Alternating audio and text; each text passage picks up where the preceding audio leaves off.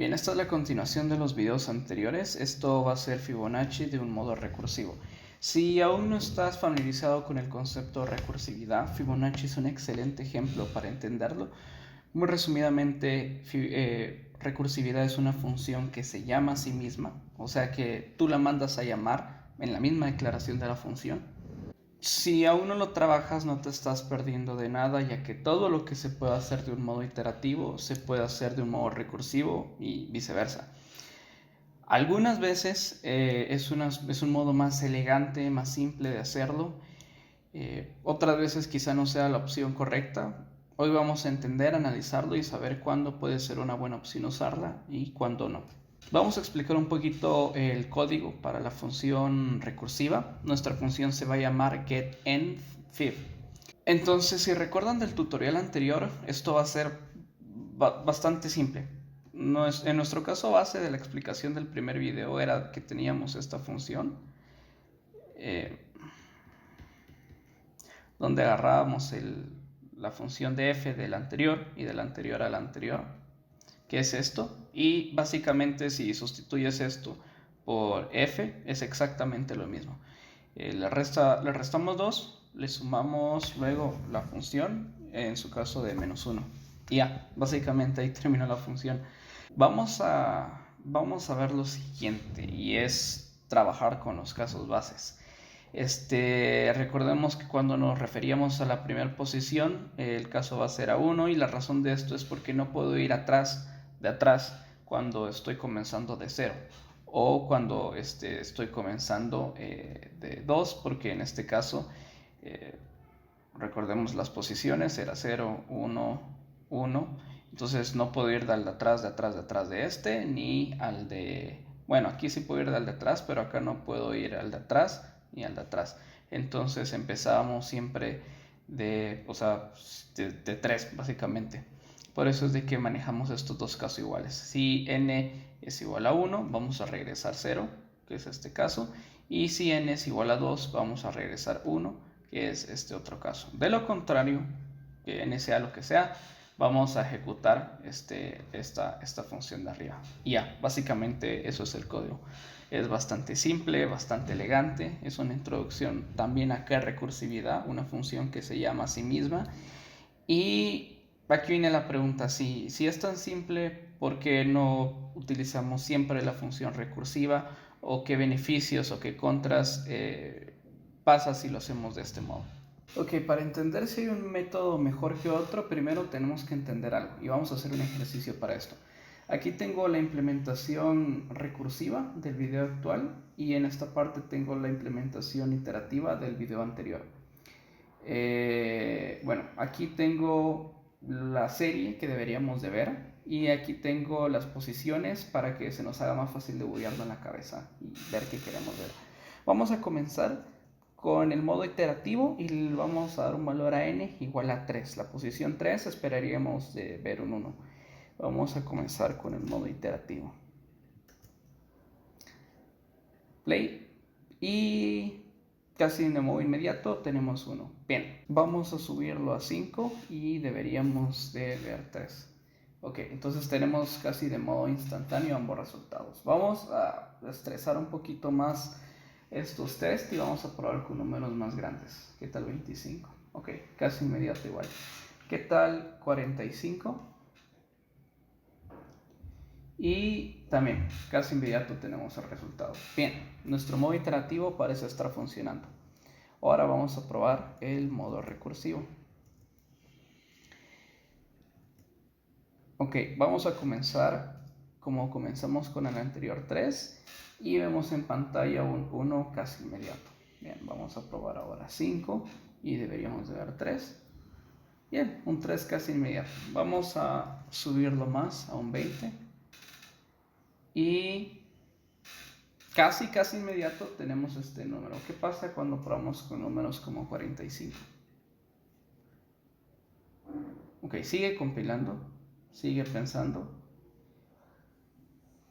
y al final nos dio el resultado. Más mi compu que es un poquito lenta, pero pueden ver que no es inmediato si compilamos y trabajamos con números más grandes. La computadora sigue pensando y al final me da el resultado. Algo que no pasaba con nuestro modo iterativo porque era casi inmediato. Bien, entendamos por qué pasa esto. Vamos a comenzar viendo cómo funcionan ambas funciones. Imaginemos que queremos calcular para la función f de n. ¿Qué haría nuestro modo iterativo? Pues iría uno por uno hasta llegar a n calculando. Empezaría con f1, luego f2, luego f3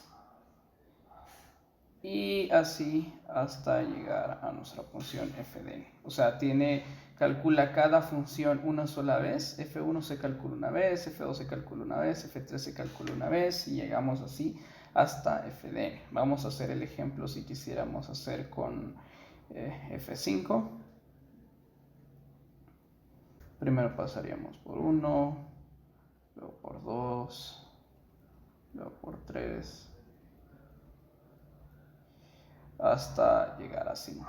Cada función se calcula una vez y pues ahí terminó el programa. Fue de un modo lineal, fue hasta n. Por eso decimos de que esta función es big O n, porque, o sea, ahí no se hace bolas, no sigue caminando a base. Vamos a ver qué pasa ahora del modo recursivo, para el mismo ejemplo. Lo vamos a ver ahora de modo recursivo utilizando el mismo ejemplo. Recordemos que para el modo recursivo utilizábamos nuestro caso base, que era f-1 más f de n-2. Bueno, entonces lo vamos a seguir haciendo y vamos a ir partiendo este 5 y nos daría que sería la suma de f4 más f3 más f3. Ok, y como es recursivo, esto va a descomponer así a cada número. F4 se seguiría partiendo como F3 y F2. F3 se seguiría partiendo como F2 más F1. 2 se partiría como F1 más F0. Este ya es un caso base. Y ahora tenemos que repetirlo para F2. Y F2, pues bueno, se partiría como F1 más F0. Y regresamos otra vez a 4. Y ahora seguimos con 3. F3 se partiría como F2 más F1, que es lo mismo que teníamos acá, y F2 se partiría como F1 más F0, y F1 pues ya llegó a su caso base. Entonces esto sería la estructura de la función recursiva. Podemos ver que calculamos la función varias veces para los mismos números. Por ejemplo, vamos a ver cuántas veces estamos calculando F2. F2 lo estamos calculando una vez acá, lo estamos calculando otra vez acá, lo estamos calculando otra vez acá. El problema aquí es que estamos computando la misma operación varias veces, cuando en teoría solo debería ser una y no lo deberíamos de hacer varias veces, pero esta es la razón de la recursividad. Siempre va a ir bajando y se va a ir creando una subdivisión, porque una función está llamando dos veces a su misma función. 5 está llamando dos veces a su misma función y estas funciones a su vez se están llamando dos veces hasta que llega a sus casos base. En seguimiento al ejemplo cuántas veces calculamos F2, vamos a verlo acá.